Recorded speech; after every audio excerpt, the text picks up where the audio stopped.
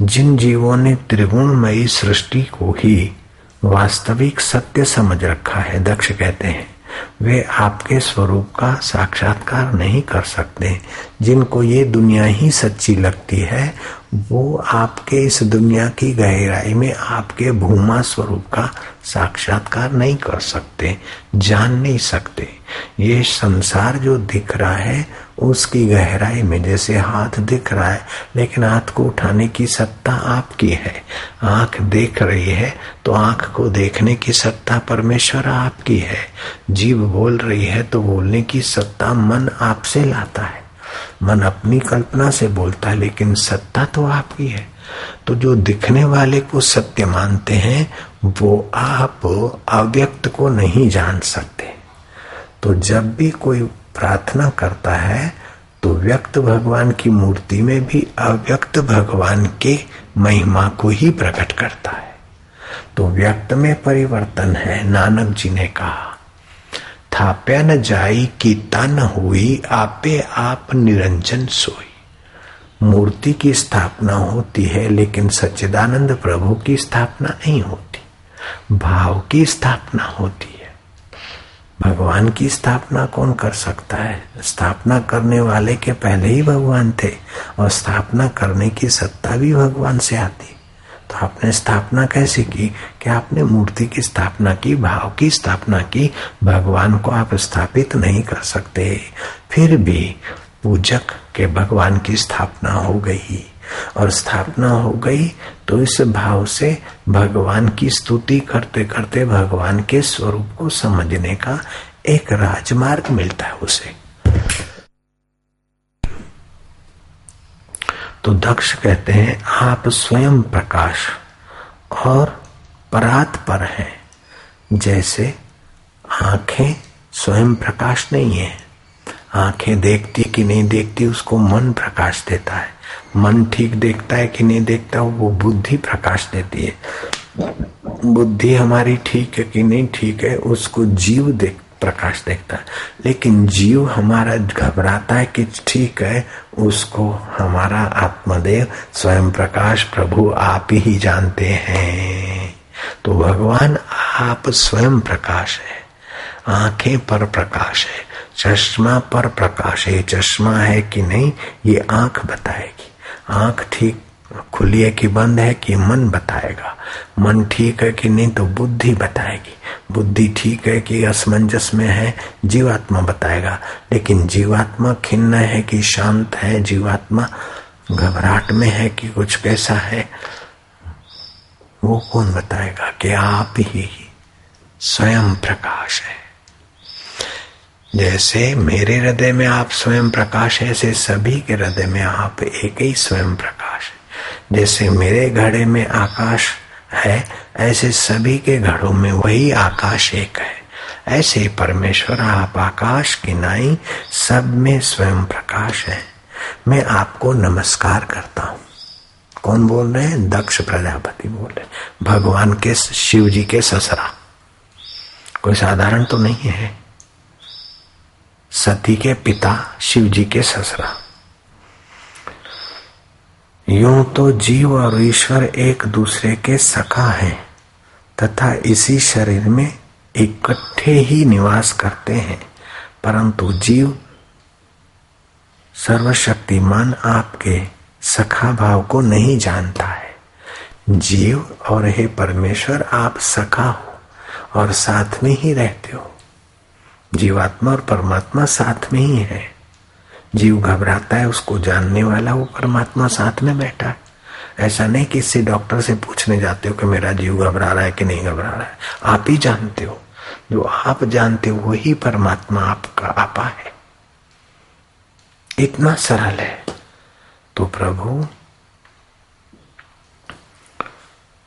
जीव और आप इकट्ठे ही निवास करते हैं, परंतु जीव सर्व शक्तिमान आपके सखा भाव को नहीं जानता। ठीक वैसे ही जैसे रूप रस गंध आदि विषय अपने प्रकाशित करने वाले नेत्र घ्राण आदि इंद्रिय वृत्तियों को नहीं जानते, जैसे आंखों ने फूल देखा लेकिन फूल नहीं जानते कि आंखें मुझे देखती। जीभ ने रस देखा, स्वाद लिया, लेकिन स्वाद को पता नहीं कि जीभ मेरा स्वाद ले रही। जीभ मेरा ज्ञान जीभ को है। तो चवाणा का ज्ञान, चवाणे को जीभ का ज्ञान नहीं, लेकिन जीभ को चवाणे के स्वाद का ज्ञान है। फूल की सुगंध का ज्ञान नाक को है। तो फूल को पता नहीं कि नाक हमारी सुगंध जानती है।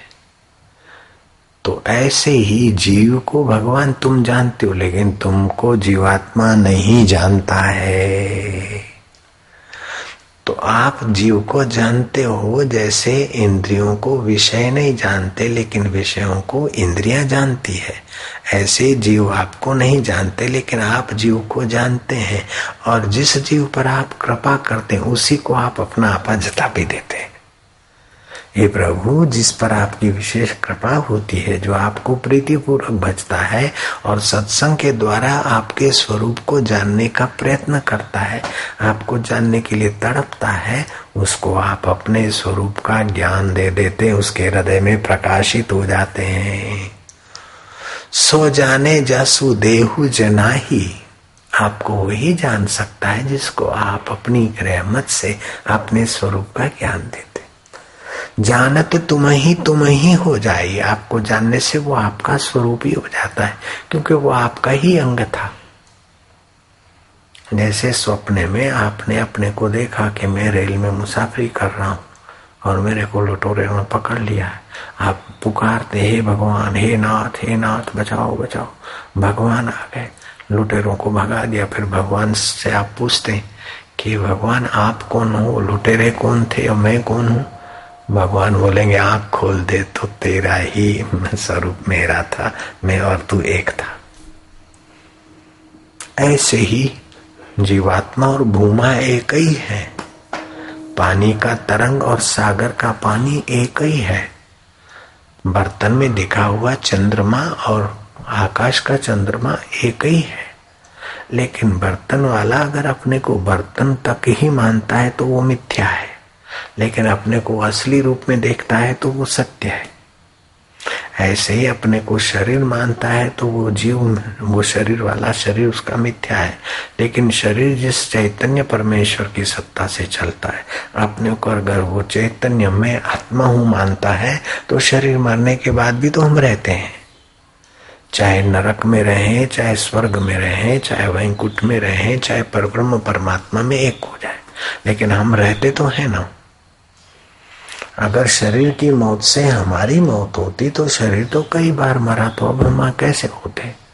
तो शरीर के मिटने से हम नहीं मिटे, जैसे बालकपना मिटने से हम नहीं मिटे, किशोरपना मिटने से हम नहीं मिटे, जवानी मिटने से हम नहीं मिटे, बुढ़ापा मिट गया और मौत आ गई तभी हम नहीं मिटते। ये सब परिवर्तन प्रकृति के शरीर में है। ममैवांशो जीवलोके जीवभूत सनातना, ये जीव मेरा वंशज है, मेरा सनातन वंश है। ममई वंशो जीवलोके जीवभूत सनातन, भगवान बोलते ये सनातन है। तो जैसे भगवान सनातन है, सच्चिदानंद प्रभु, ऐसे जीवात्मा भी सनातन है। तो जीवात्मा परमात्मा एक ही जाति के हुए और शरीर और संसार एक ही जाति का हुआ। संसार भी बदलता है और शरीर भी बदलता है। संसार में भी परिवर्तन होता है, शरीर में भी परिवर्तन होता है, मन में भी परिवर्तन होता है, बुद्धि में भी परिवर्तन होता है। तो बचपन की मेरी बुद्धि ऐसी थी, उसको जो जानता है वो सच्चिदानंद है। जुआनी में मेरी बुद्धि ऐसी थी, अभी मेरी बुद्धि को ठीक समझ आया है। तो ये सब बुद्धि बदल गई, फिर भी जो नहीं बदला वो जो का त्यों है। उसी को बोलते ज्योति स्वरूप। मन तू ज्योति स्वरूप अपना मूल पिछाड़, तू जानने वाला ज्ञान स्वरूप परमात्मा का सना